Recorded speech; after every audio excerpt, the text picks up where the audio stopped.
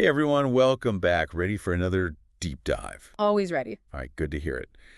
Today, we're going to be looking into the story that I think has a lot of people talking. Yeah. It's about this guy, Jackson Reffitt, the one who told the FBI about, his dad being part of the January 6th riot. Oh, right. And, well, things have taken a turn because his dad just got a pardon. Oh, wow. Yeah, and now Jackson's saying he's worried about what might happen.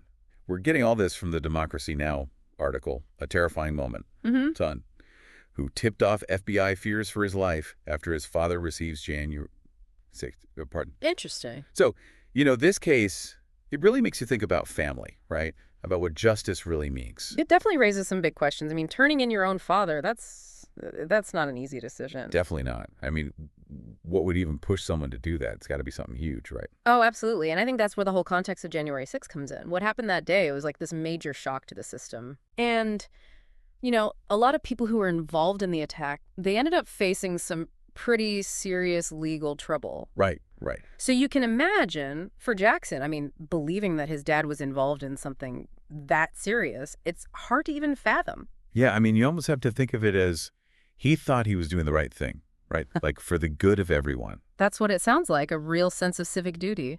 But then, you have the pardon. Right, the pardon. So, okay, for those who might not know, what does a pardon actually do?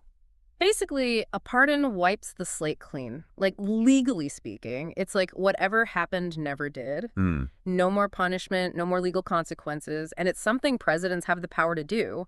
But the whole thing, using pardons for people involved in January 6th, Yep. it's been super controversial. Yeah, I bet. You got people on both sides, right? Totally. You have some people saying, hey, this is about forgiveness. It's time to move on. But then others are saying, wait, this undermines the whole idea of justice. It sends the wrong message. Wow, yeah. I mean, I can see where both sides are coming from. Yeah, it's complicated. And it gets even more complicated when you consider Jackson's fears, He's saying his dad is still dangerous, even with the pardon.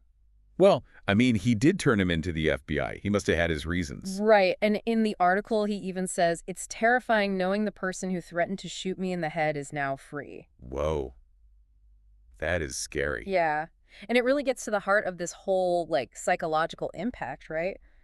Imagine living with that kind of fear, especially when it's your own family. I can't even imagine. And it's not just about the legal stuff anymore, but it's about feeling safe. Exactly. Sometimes, even when the law is involved, it can't fully address the emotional and personal side of things. So this is where it gets really interesting for me, because this story isn't just about one family. It feels like it's about, like all of us, how we deal with these divisions, these different beliefs.